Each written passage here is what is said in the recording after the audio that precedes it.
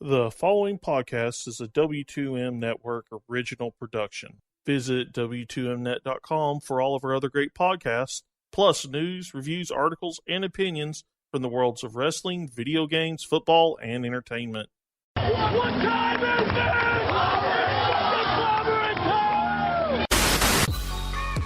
There is nobody that holds a candle to the king.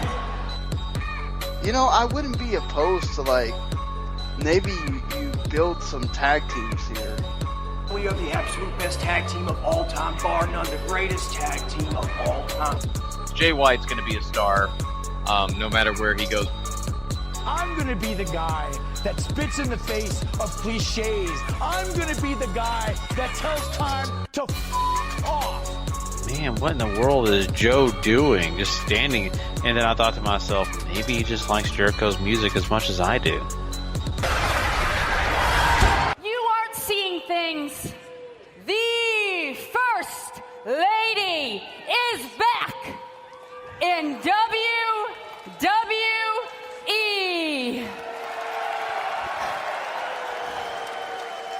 And for the past 7 years, I've been searching for the perfect partner.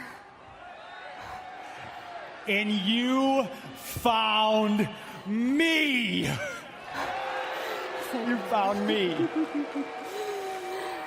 And now we are here to educate everyone on SmackDown Live. The power of love.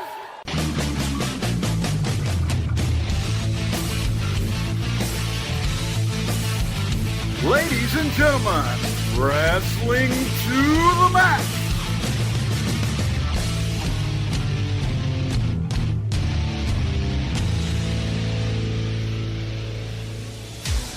And your hosts, Gary Vaughan, Sean Garmer, and Paul Vieser.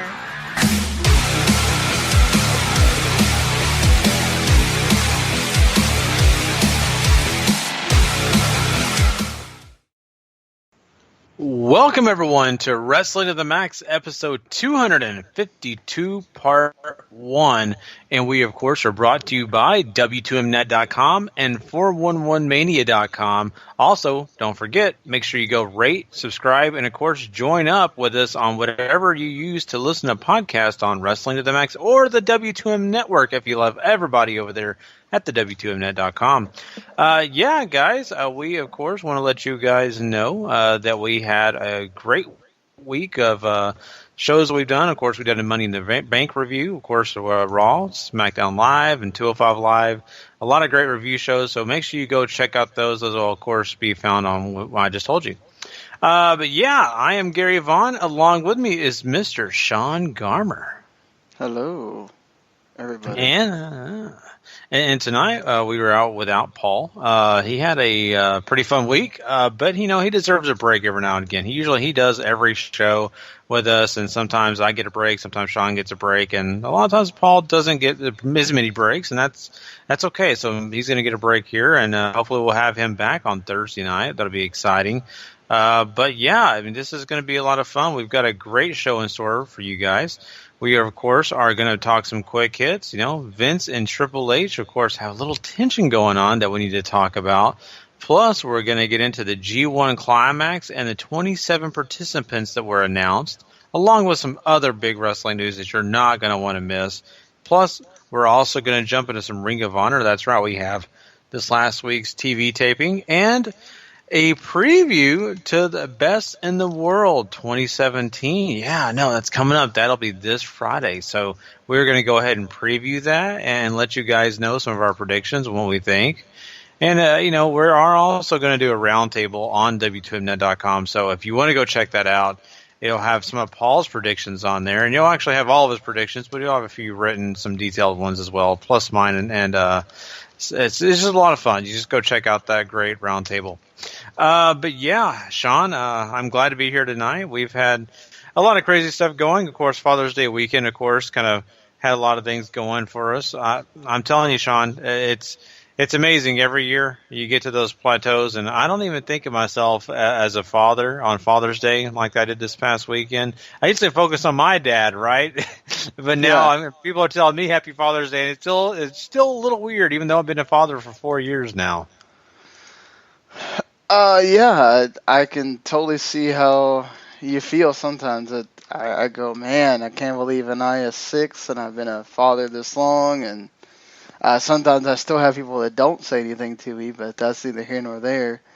And it's an amazing accomplishment. I think sometimes just,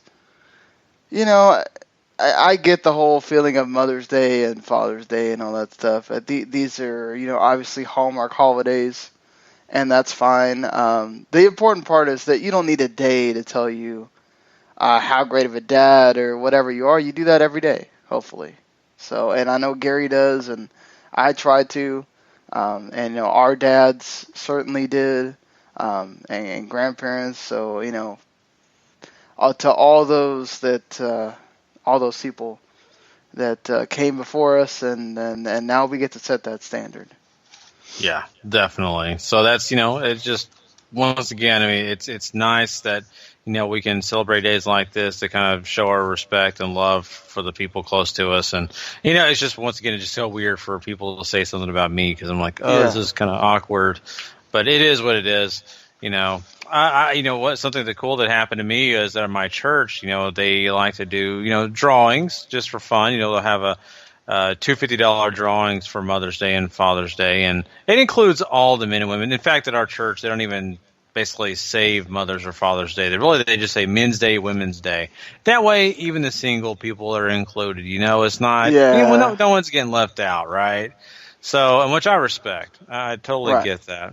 So, saying that, my wife won Mother's Day, and I won on Father's Day. So I'm kind of concerned that they think it's a racket. I'm kind of scared to go back to church now. I think they're going to beat me up or something. But hey, I got something, and I'm much appreciative and all that kind of stuff. So I had a pretty good Father's Day weekend.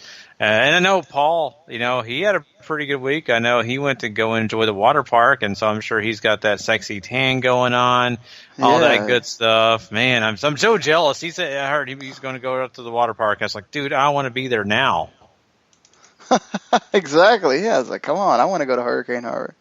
Next time we need to make it a W2M podcast trip. We all go. Yeah, there you go. I would love that. Have fun there. Fun in the sun. You could take the kids and, all that. It would just be an awesome day. We got to be careful, though, sometimes with the Texas weather. It's a little bit too hot. Oh, yeah. I guess it could be dangerous. It's the summertime. Please, everyone, stay hydrated this summer. But if you do go to the water park, of course, you'll get to have fun and all the different, different rides and things that they have associated with water. They have that little funnel one when you get in and it looks like you're going down the toilet. So I like that one because it gets dark. I always get in it and I feel like I'm the owl from Impact, as I go down. But so you're effing that owl the whole time. Yeah. Kind of like what you saw. I don't know if you saw that tweet come out from Gregory Helms. Oh, yeah. Oh, boy. He was not happy about the people with that owl either. No, he was not. So, anyway. Well, enough joking around. We have too much of a good time at the start of the show. I think we should go ahead and start this thing off right. And let's go ahead and just jump into some quick hits real quick here, Sean. Let me see if I can find this. Let's hope that none of the, drops decided to disappear. Here we go. It's time for wrestling news. Quick hits. All right. Well, let's start this thing off right. Let's start out by talking a little bit about the G1 really quickly here, because we did have those 27 participants announced. And, Sean, I'm going to let you go ahead and go down this list and kind of tell me what you think about it. Well, certainly you have a lot of the people that you figure were going to be in this. Of course, Yuji Nagata has announced after making this will be his 19th consecutive appearance. Amazingly, 19 consecutive appearances in this grueling tournament that is the G1. This will be his last one. So we had Jushin Thunder Liger making it his last Best of Super Juniors, and this will be Nagata doing the same thing. We had Tenzan do the same thing last year with the G1. So probably expect the same kind of booking as we've seen the last two ones. So don't get your hopes up that they're going to do some kind of miracle run, because Geto has shown that that's not what he does with these landmark moments here. So then you get more folks. You also get Togi Makabe in here. Unfortunately, Hanma's not going to be in this due to the unfortunate injury.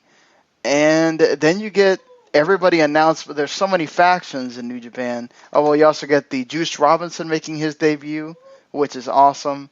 And then you get, I am so glad that he's in here. He deserves it so bad. Michael Elgin, also back again. Very glad to see him. And, of course, then you get everybody else in here for the factions. So you got Bad Luck Fale, Kenny Omega, and Tamatanga representing Bullet Club. You get Evil, Sonata, and Tetsuya Naito representing Los Ingobernables de Japón. You get Kazuchika Okada, Hiroki Goto, Toru Yano.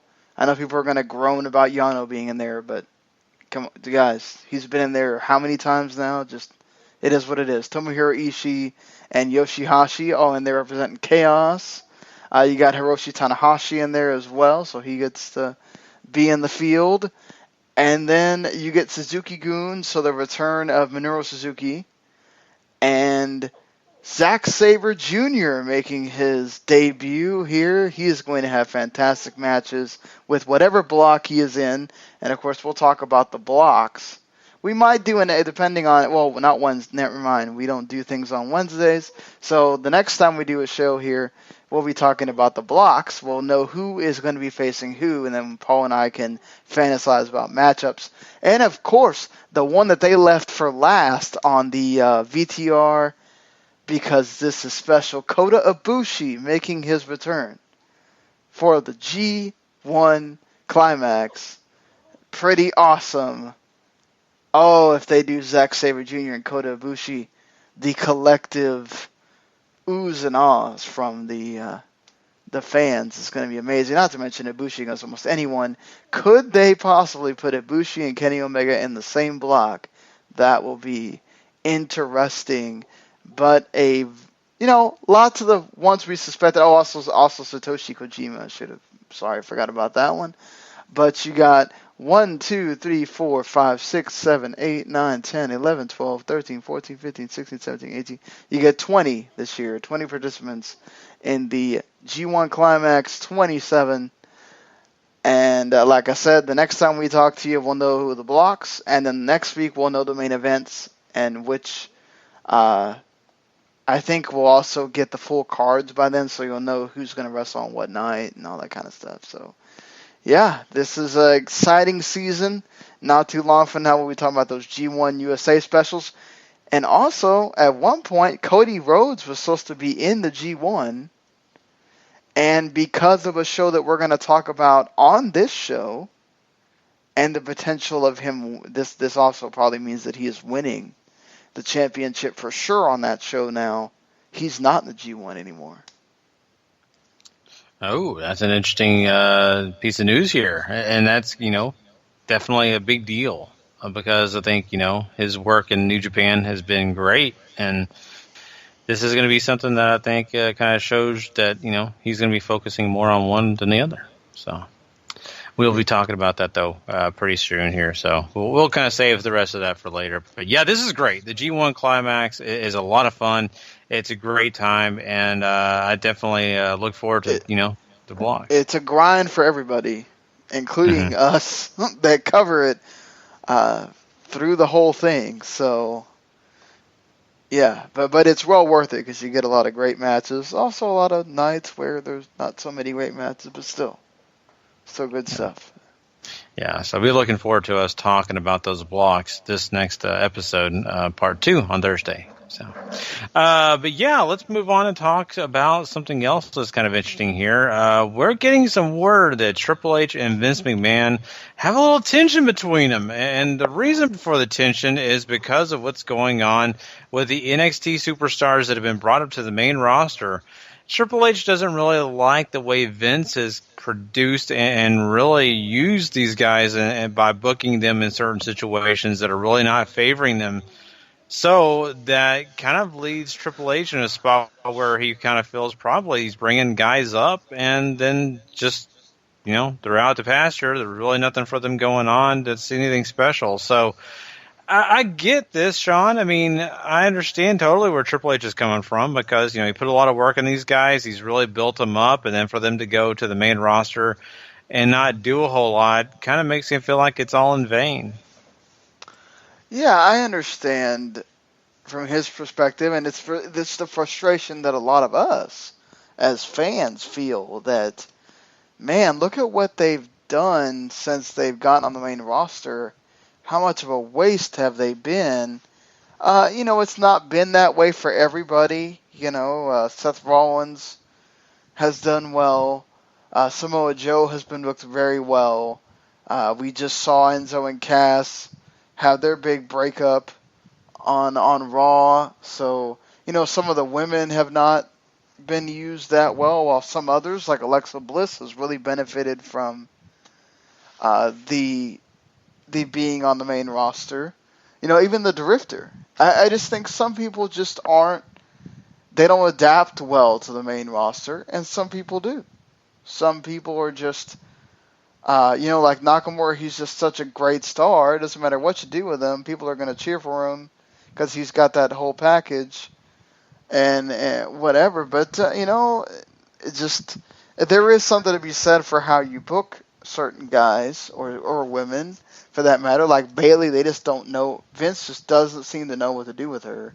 And they lost all the essence of Bayley after what's been going on. And it sucks. It sucks to see that. Look at how great she was. And even Sasha Banks, to an extent, I don't think has reached those heights that she had in NXT. And it's like, what happened? What went wrong? I mean, you've got Triple H there to kind of guide him and let him know, and I guess he kind of just refuses to listen.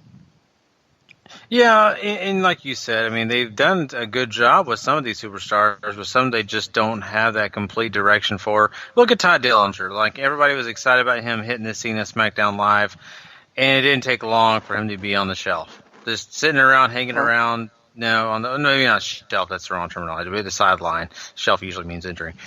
But, I mean, it just happens. Sami Zayn, too. He's just been kind of wandering around. He does stuff. I mean, he's been in some great feuds, especially, Kevin Owens, but it just, he never really gets to do anything. Yeah. Yeah, you're right. And you know what? You got to say that, at least Triple H is sticking up for his guys, right? That's a good thing. That he is not just saying, oh, well, let's see how it works out, and just kind of sits around and says, oh, that sucks. No, he cares, and it obviously shows that what he's doing in NXT matters to him, and the superstars coming out matter to him. So I'm glad that he is doing that, sticking up for the people that he believes in. That's a really positive thing. Not only that's a great thing for morale. Hey, at least if you show that you care, those guys are going to put their all into it, and they're not just going to say, well, I don't have anybody to back me up as soon as I hit the main roster. At least they know now they do have someone helping them and really, fighting for them in the meetings. So, I can understand that. That tension definitely can be there. I don't think it's anything, heated, nuclear heat or feud or anything like that. It's just a little bit of a, hey, come on, I want you to do this. And Vince is, of course, yeah. I think he is a bit frustrated just because he sees how that crowd there enjoyed them and knows that you don't have to do too much more on the main roster to really get the main roster crowd to like them, and just Vince just doesn't see it that way. And I think the reason why a lot of people are saying, especially Dave Meltzer saying now that there's no story there, is because at the end of the day, Triple H can be frustrated all he wants to, but Vince McMahon is the guy in charge, and it's either what are you going to do, quit because you're pissed that Vince is going to do his thing his way, the way he's done it forever. So, just got to keep biding your time. Yeah, exactly. And you really don't have any choice but to do that. So we'll see. I mean, I think that they're still going to, try to work this out. And it's always an ongoing thing, right? Getting talent in, working them in, and figuring out how it all shakes out. That's the way it always works. And you even talk about that with new talent, or even new old talent that used to be in WWE coming back, and being back and part of the process like we've seen it before. And Shelton Benjamin's another name that, could be maybe making a return. WWE's been talking to him a little bit to see if he's interested and, to kind of see how things could work out in that situation. Of course, an injury took away his last opportunity. I mean, Sean, you look at the rosters now and you look at how everything's there. Do you think there's room for Shelton Benjamin? I just don't know. I don't know. I mean, they keep talking about they're going to bring this person up from NXT, this person. It's like, where are they going to fit in? Like, and not to mention Shelton Benjamin, it's not like he just has this huge persona that is larger than life and like he's going to fit in and he's just going to be a guy. I mean, he was good in Noah. Let's not kid ourselves. I mean, I like the Shelton X Benjamin character and everything, and he's shown to be a better wrestler. He's going to be a great hand, but I don't know. Like, you need characters right now, and as much as it is to have another good worker on the show and everything, it's just, all right, he's going to come back. He might get a pop. We don't know, and we'll go from there. It all depends on that reaction. It does. And once again, you kind of wonder if the people remember him very well. Kind of like what we talked about on Money in the Bank, right? How well do people remember Maria Kanellis? Like, it's been 7 years. So it's a tough thing because you've got such a young audience now that has not seen a lot of these old stars and don't know a lot. So you question the same with Shelton Benjamin. If he comes back, are they going to remember them, from back in the day? I don't know. They probably just think he's some stranger showing up, and they're just going to like, okay, well, let's draw our first reaction to this guy instead of kind of going off old things. And not only that, you also have to go into the consideration of what the roster looks like and where he fits in, and does he fit in? He's a great talent. Of course, he'll fit somewhere. But what are you taking away if you add him in? That's the scary part. So. Yeah, exactly. It's not just that. It's just where you don't want him to wind up like, he'll obviously not wind up like Kurt Hawkins or whatever. But will he be able to be another Jinder Mahal that you wind up doing something with, even though at first you had no intentions of doing anything with him, bringing him back. But you never know. Yeah, you're right. You just don't. And we'll continue following the storyline. I mean, I think Shelton Benjamin coming back once again is not a bad thing. It's just, they've said this, like 3 or 4 different times now. Let's see if it actually happens, too. Yeah, you're right. Totally. Let's talk about something else that's kind of interesting. With this Mae Young Classic, you've got a lot of young ladies coming in, and especially from the indie circuits coming in and, really trying their feet out of what's going on in WWE. And this Mae Young Classic is going to be a great tournament this summer. Really looking forward to it. Now, what's kind of funny is Becky Lynch apparently let it slip that there is another contender for this that is been around the indie circuit for a few years now and is a former MMA wrestler and fighter, but she has been a wrestler in the last few years. She actually was one of the original 4 Horsewomen. Of course, we all know about them. That person is Shayna Baszler. And she, of course, is someone that I think, if you know MMA wrestler fighting, I keep saying wrestling, MMA fights, you kind of know her name. Maybe not so much in the indie circuit unless you really follow her really closely. What do you think about this? She's been in Shimmer.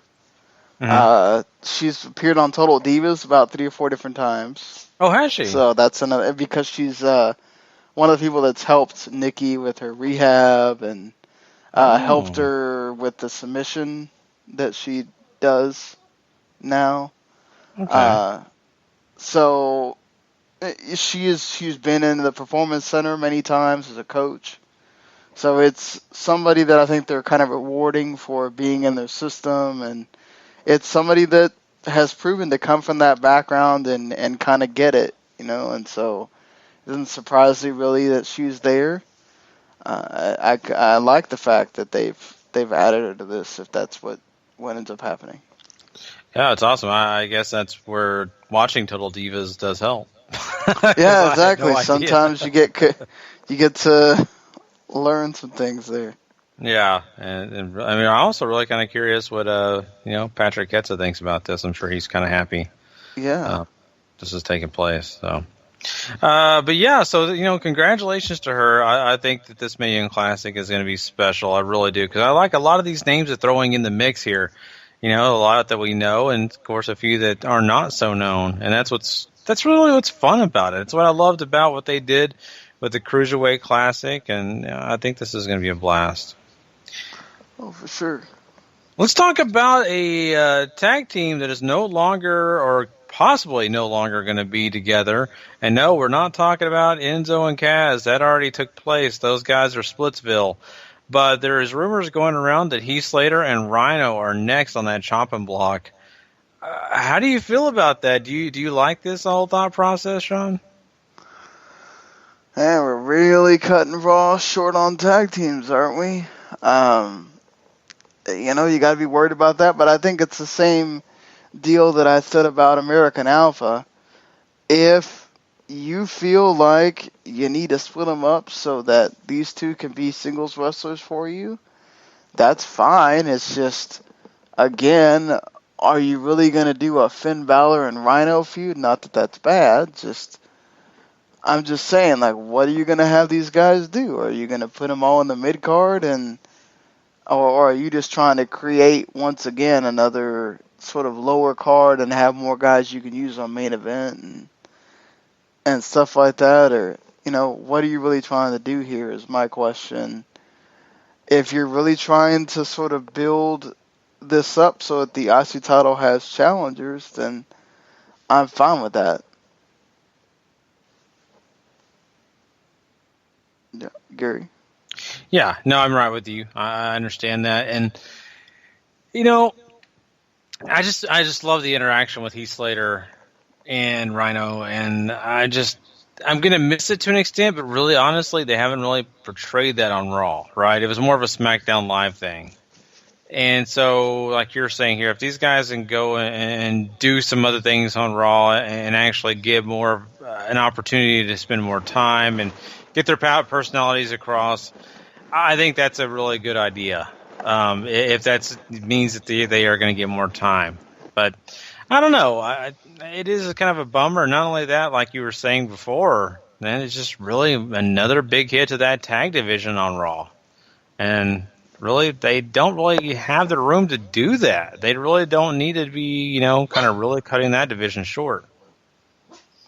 So who knows? But I look for those guys no matter what. If they're a tag team or they're separate, I think they'll work out well. And Rhyno is a little older, and I think he has other aspirations. So this may be another thing that they're looking at too.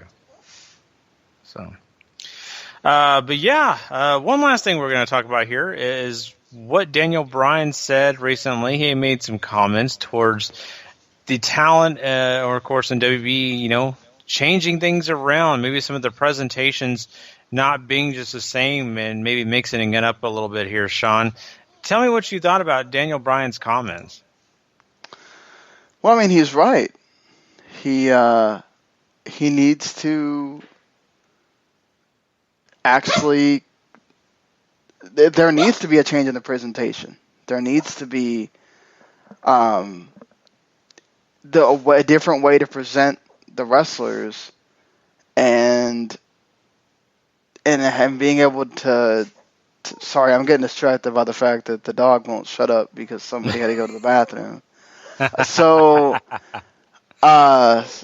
But anyway, yeah, I mean, he's right. You need to make them more real. I think we've said this a bunch of times, that it's amazing how differently they come off when they're on Talking Smack, or in another situation where they get to be a bit more themselves and not so much like they're reading a script. And that's the thing. You got to not make it. These guys and women are bad actors by trade. They're not meant to act. They're there to be athletes and wrestlers and everything else. And when you have them reading too much from a script, it's going to sound bad. It's going to, and some of them get it and they're able to make it work, from being there so long. But I think for the most part, if you make them be more themselves and not so much trying to make them fit into what you want, which is what the crux of what Bryan is saying, having stuff like the fashion files and things like that let you know a little bit more about them, or the Usos, as much as I hate the prison lingo and whatever, it's a little bit more who they are than the other stuff that they were doing, and that's a positive. You need them to be able to show more of that personality and less just hokey stuff that doesn't seem like a person would actually act that way. Yeah. No, I'm right there with you. They really need to work on that and actually, get down to what we like, and that is more reality-based things. And once you let these wrestlers really portray who they are and not just kind of go off of what you want them to be, you get a lot more success. I mean, I want to say what you got out of, like what we talked on the SmackDown Live review. You'll hear us talk about Carmella and how she probably cut one of the best promos that she ever cut. Well, it's really honestly because I think a lot of the things she was saying kind of was really coming from her heart. She kind of honestly said, look, I'm always the one left out, which is really honestly the truth. Even Tamina, who's done nothing, still gets a lot of credit for just because she's Tamina and she's the daughter of a famous wrestler. And people kind of have something to point to is, oh, well, she's strong. So I think that had to come from the heart, and you hear Steve Austin talk about this a lot because he honestly feels the same way, where you've got to be yourself. You cannot portray something that you're not and expect people to believe it. You've got to at least give something that's real, even though you're not really that person you portray on TV. Give something of yourself, and that'll make it easier. And I think if they do this presentation the right way for a lot more of these talents, they'll be giving their all, and not only that, they'll be able to be believable, and that kind of spills out into the audience, and the audience actually starts to feel and have emotions more about the people that are involved in these matches or in these feuds because they can see themselves in them or they can relate. So, I mean, that's just kind of the way I look at it. And I think that Daniel Bryan has those points. So yeah, certainly. But yeah, I mean, I think, once again, I mean, you've got to kind of understand where these guys are coming from and where the creative is coming from. The creative is always trying to find something new. They're always trying to find some diversity. And so that's going to cause some issues because not everybody can be themselves, because some of these people are not just completely off the rails, or maybe they really aren't as crazy. Yeah, but it's also, you got to give them a reason why they're doing this, right? You give these nicknames to these people, and then you're just like, why is this guy a lunatic? Why is this person that? Why is she the boss? Like, you don't really ever get an answer to that. It's just, we're just going to throw these guys' names. Why is Shinsuke the artist? Like, okay, we just didn't want to use King of Strong Style because we didn't think nobody would understand that. Okay, well, we need to figure out why he is the artist. And it's annoying that we get these nicknames just come out of nowhere. And yeah, it's just, ugh. Yeah.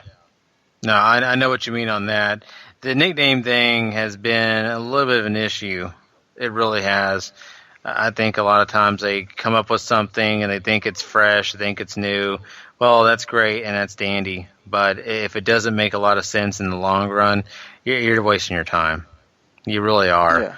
And then it's you pushing something on. It's you pushing things on to people. Yeah. And then it just feels weird. It's hard for people to get behind something that they don't feel strongly about. They may say, well, I'll do it because it's my job. But, let's be honest. You doing things just because it's your job doesn't always mean that you're going to put a lot of effort into it. So that's the thing that you need to think about. And really let these people have more creative input. I'm not saying give them complete creative input. I'm saying give them a little bit more. And I think you'll get better results. Mm-hmm. So. But yeah, that's quick hits, Sean. That's all that we have to offer for everyone. At least tonight, we'll have more, big news next Thursday. But before, we, give all the stuff away for next Thursday, we're going to talk some Ring of Honor tonight, and I'm looking forward to that because we have this TV taping that will lead into Best in the World 2017. So let's go ahead and get started with that. Let's jump into some Ring of Honor stuff.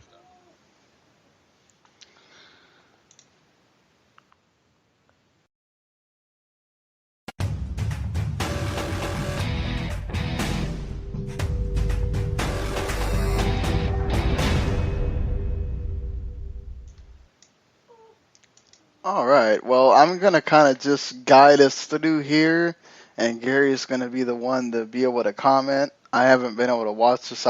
We weren't planning on Paul not being on until he told us kind of late, so I didn't have time to watch this. But this is kind of just really the last build to the pay-per-view that we'll also preview here after we get done with this. Paul kind of kindly left notes here for me to look through. So it's the 300th episode of ROH TV, which that's a pretty big thing. Hold on. Get out of here. Jesus. The dog is going crazy tonight. Right. I just feel bad for him. Somebody wakes up, he wants to know who it is, and it's just a natural thing for him, Yeah. So he won't stop whining until he gets to know. So Silas Young and Beer City Bruiser take on Bobby Fish and Jay Lethal. So a good match here. And Lethal tries to go for the lethal injection. Silas actually throws the Beer City Bruiser into the way, so he takes it, and then Silas hits the misery so that Lethal gets beat. Yeah, and this was a fun match. I mean, they had, honestly, some great back and forth. And really, you kind of think to yourself, because you've seen Beer City Bruiser and you've seen Silas Young work so great together, but yet you look at Fish and Lethal and you're thinking, how can they beat this superstar tag team? I mean, my God. But it is possible, and they showed you that, they are able to outsmart them sometimes and, use whatever tricks are in their bag to win a match like this. And so I think it's cool, and I love this whole ongoing battle between Silas Young and Jay Lethal.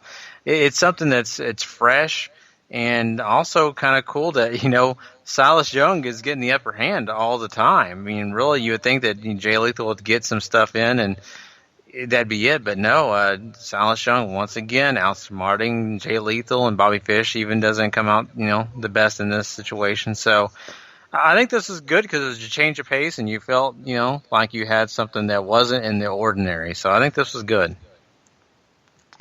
Yeah, it was pretty good. So we move on to the Boys taking on the Kingdom. Kingdom hits the Boys during their entrance, so they're caught off guard and just beat the crap out of them. Dalton comes in and makes the save, and the Boys actually are able to sneak into the ring. The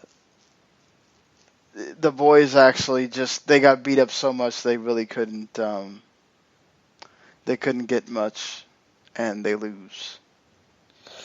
Yeah, and here's the thing. And this is kind of interesting for the fact that, you thought the Kingdom was going to do this, and the way the Kingdom acted here, it shows their brutality. It shows you that they don't care.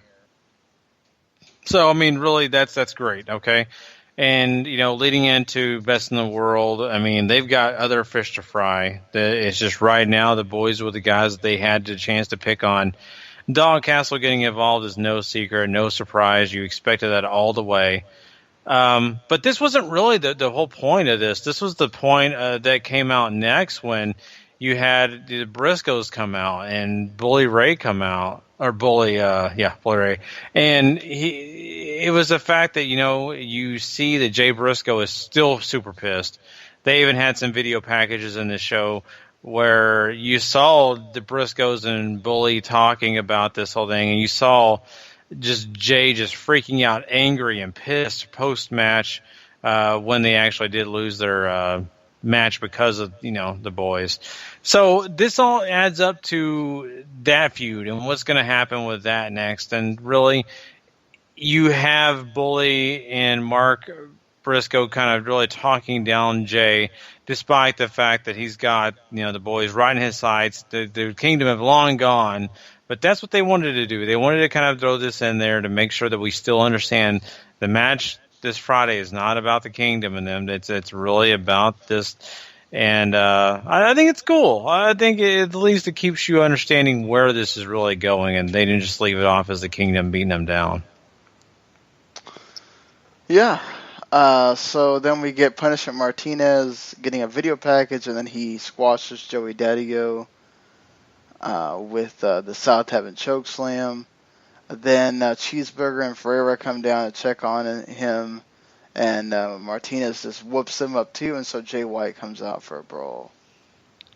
So what's good about this is, once again, Ring of Honor is really just pushing Punishment Martinez to the moon.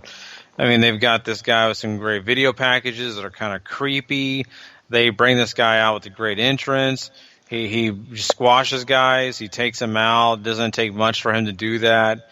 And then you have Jay White, who comes out and really kind of, in a way, is the other guy that the Ring of Honor is pushing. And he's that equal foe to Punishment Martinez, the one guy that you didn't think would be that, but he really is. And, he even knocks Punishment Martinez out of the ring and lets him kind of not, soak or anything, but he kind of slowly walks to the back and, kind of letting Jay White know he's coming for him. But it's one of those situations where, you've got two guys that Ring of Honor apparently really thinks a lot about. They've invested a lot of video packages and a lot of time with. So let's see. I mean, this is going to be kind of fun to see what takes place when these guys actually, have their match. Yeah. And then speaking of a match, the main event for the show is the Chaos team of Ghetto, Will Ospreay and Hiroki Goto against Hiroshi Tanahashi and The Addiction.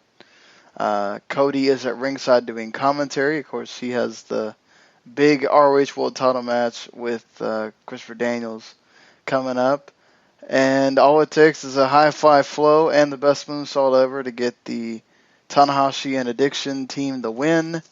As, you got Christopher Daniels' big title defense, plus you got a big match for Kazarian as well on the show.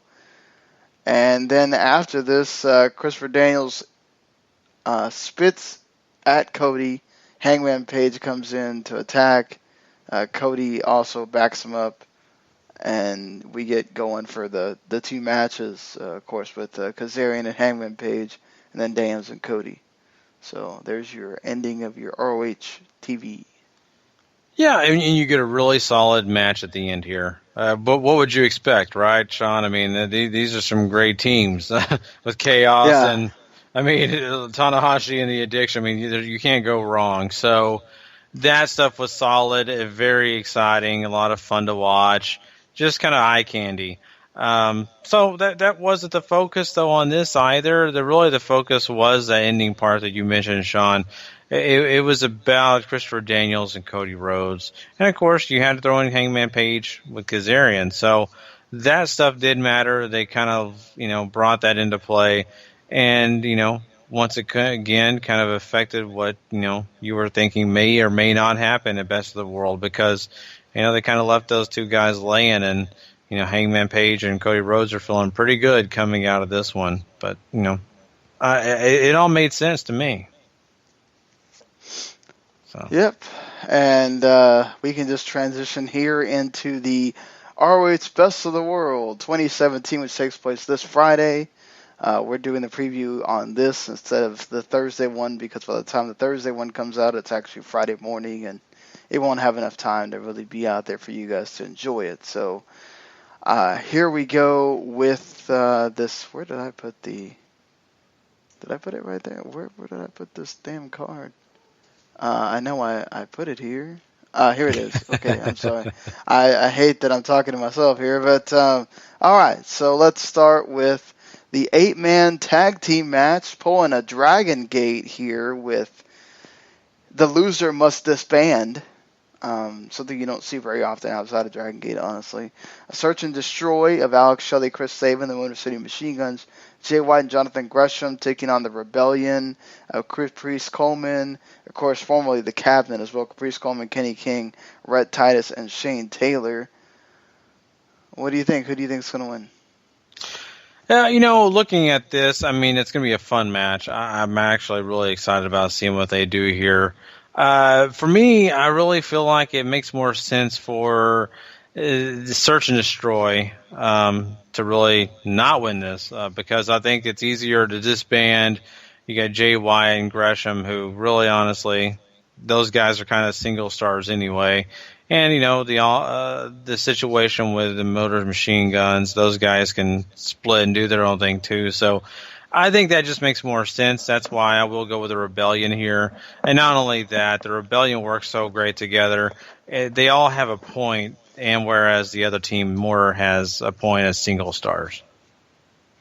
Yeah, so them sort of disbanding is not that big a deal as much as the Cabinet disbanding. Totally understand that one. I'm going to also go with the Search and Destroy. I wonder if that means that Shelley and Sabin can no longer be a tag team either. And I asked Paul that same question, Sean, and what he was saying is that would probably be the case, which that's not the first time those guys have not been a tag team. So if that happens that way, I get it. I'm sure down the line they can rejoin, but for the time being, they'd have to be separated. So I think that's why both of us, me and you, and I'm sure Paul would probably think the Rebellion is going to win this. Then you get a strap match between, you don't see too many of those anymore, Frankie Kazarian against Hangman Page. I may be in the minority on this, and I'm really not sure what a lot of other people are thinking, but I think really this kind of lends still towards Hangman Page winning this. Now, I get it, you would want Kazarian to get his comeuppance and get back at, Page for, the way he's been mistreated, but I think this kind of plays into the hands of Page. He's a vicious character.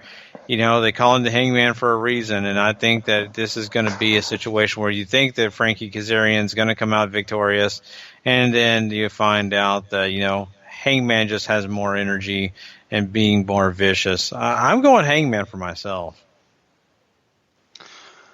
Yeah, I think you also got to factor in he's a Bullet Club member. We could have Bullet Club, Young Bucks or somebody getting involved here to help Hangman Page get the win.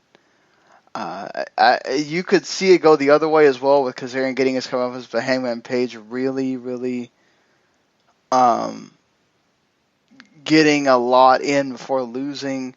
I'll go ahead and say Hangman Page though.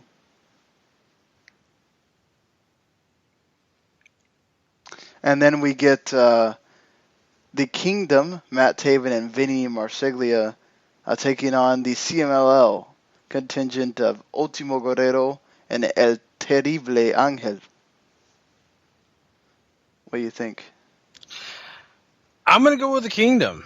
The Kingdom has been pretty, on point and really just making their, I wouldn't say return, but making noise as they come back from this whole situation with Titus being injured and all that stuff. And I think it makes sense to me that they come back strong. And I think for me personally, I think this would look good on them to win this match. So I'll go with the Kingdom here. Yeah, I'll say the Kingdom as well. It's weird for a sumo old team to come in and lose like that, but this is ROH. I think they're bringing them in to make the Kingdom look good, and I'm sure it'll be a good match as well. Jay Lethal and Silas Young. This could be pretty good. What do you think? You know, it leads me to think that Silas Young could be the victor here. But, I mean, he honestly has had the number of Jay Lethal for quite a while now. So, I mean, for me, it has to equal out somewhere. So I'm going to go Jay Lethal. I don't feel strong about that. But I think Jay Lethal's going to get his comeuppance here.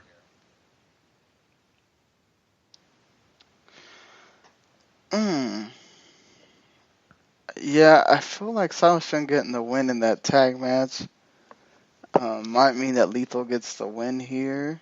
I'm going to go with that. Jay Lethal. So then you get your 4 title matches, ROH World 6-man tag titles, Bully Ray and the Briscoes against Dalton Castle and the Boys. You know, you've got to go with Bully Ray and the Briscoes. I mean, honestly, let's think about this. Dalton Castle can't do it all by himself, and I don't know if the boys are going to be enough help to really get him to this match. Just me personally, I think, especially with Jay Briscoe having a vendetta against the boys, I really feel like they're not losing anything here. So Briscoes and Bully Ray. Yeah, Briscoes and Bully Ray, I don't think they're going to have the boys beat them after they can be such a dominant team that you can have hold those 6-man titles for a while.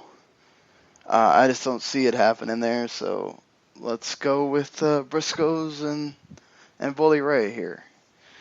ROH World Tag Team titles, actually a match between the 2 IWGP Tag Champions. Young Bucks are your IWGP Junior Tag Champions right now. Which is something we really don't see that often. We did have a certain time period where Ghetto was flirting with allowing the juniors to go for the big tag titles. In fact, that was the reason why they took the heavyweight off the tag team titles for New Japan. But we kind of haven't seen it too much lately. But yeah, you get War Machine, who are your current IWGP Tag Champions, going for the ROH World Tag titles. So perhaps War Machine could come out with both tag titles soon. But I have a feeling, considering where we're going with those big New Japan shows, you probably want to have the Young Bucks with more gold with that coming up soon. Yeah, I think so too. I think it only makes sense for the Young Bucks to win this. Now, I think War Machine definitely has been very impressive, and they've done a lot of great things. But man, I mean, it's hard to go against the Young Bucks and the success that they've had this year as well. So I'm going with that pick. I think the Young Bucks. You get your ROH World Television Championship. Kushida defending against Marty Scurll. Man, this could be fantastic in all kinds of levels. I could see certainly Marty Scurll getting it back. Yeah, and that's the way I'm leaning too. Only because of the fact that I think Kushida's doing great things and he's had a really good year. But, I mean, it would not hurt for him to lose and give the TV title back and then go on and do other things. Plus, you don't want to see Ring of Honor not have that title around, right? After they get through these series of big shows with New Japan, you don't want that title to be gone for a long while. So I think Marty Scurll can get it back. I'll go ahead and say Marty Scurll gets it back as well, just from, anything's possible. I just think that might have been just to have Kushida have it during the tournament and have it look good there, and then Scurll gets it back now that he's going to be in ROH for the time being. So then you get your ROH World Heavyweight Championship, and I think we kind of know where we're going here.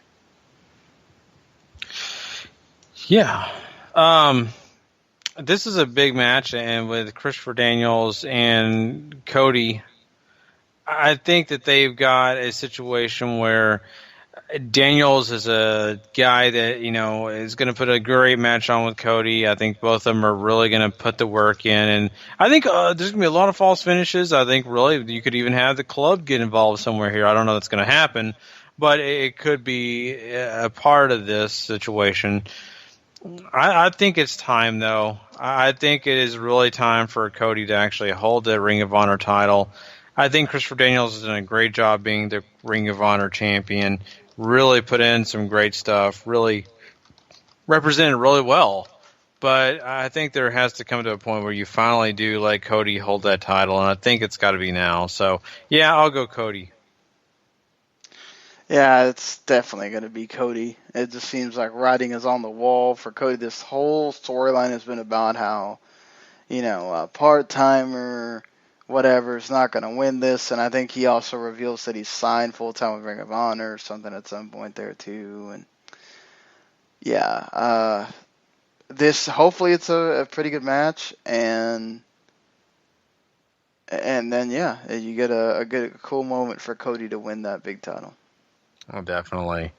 So, great stuff to look forward to this weekend, this next Friday to be exact, for Best in the World 2017. I think it's going to be a blast. We just talked about several of these matches that, man, I just cannot wait till they actually take place. So, be looking forward to us actually reviewing this next Monday night. Of course, that'll be a lot of fun, and hopefully Paul will be a part of that discussion because he can really get into some deep things that maybe me and Sean and I get into tonight. But it's going to be a lot of fun, and I'm looking forward to that one. But yeah, that pretty much concludes everything that we had for this show tonight. It's maybe a little bit quicker one than usual, or maybe not, I don't know, but all I know is that we've had a lot of fun. Me and Sean really enjoy getting things done and really talking about all these things that maybe me and Sean don't get a chance to talk about all the time, because him and Paul really kind of share the New Japan connection, and there's a few things that they get a chance to do, and when me and Sean get a chance to share a few things here, it's really fun. So we've had a great night, and I hope you guys have enjoyed yourselves. Make sure you come check us out next Thursday night, where we'll be doing part 2 of episode 252. We'll be getting into some more discussions and quick hits about, of course, what's going on with WB and some other great topics. Plus, we'll be talking Lucha Underground with you guys. That's right, another show that's going to be really fun because it's got that tournament involved. Plus some other big things that you don't want to miss. It's going to be a lot of fun. If you haven't heard the review shows yet, go check those out. And go check out W2Mnet.com. Once again, that Best of the World roundtable, if I can say it right, will be there. And it's going to be a really cool read, so make sure you go check that out, see what our thoughts are on what's going to be taking place this Friday night. A lot of cool stuff. But yeah, besides that, I think we're done, Sean. So I guess we'll let everybody have our goodbyes and all that. But anything else that I'm forgetting here before we get out of here? Yeah, just check out the WTM Network as well. We just we have the Radlets and Broadcasting folks giving you lots of great content this week. They got a Cars 3 review that I just put up. You probably would have seen it before we even posted these. There's also a review for the new Oranges, the new Black season that just came out a few days ago. And Soccer to the Max, where we talk about the FIFA Confederations Cup for round 1 as round 2. The second round of group games starts later today. So, yeah, lots out there for you guys. Of course, all the reviews that Gary talked about. So, yeah, definitely check it out. For sure. So we are out of here tonight. We thank you once again for joining us, and we will catch you guys down the road.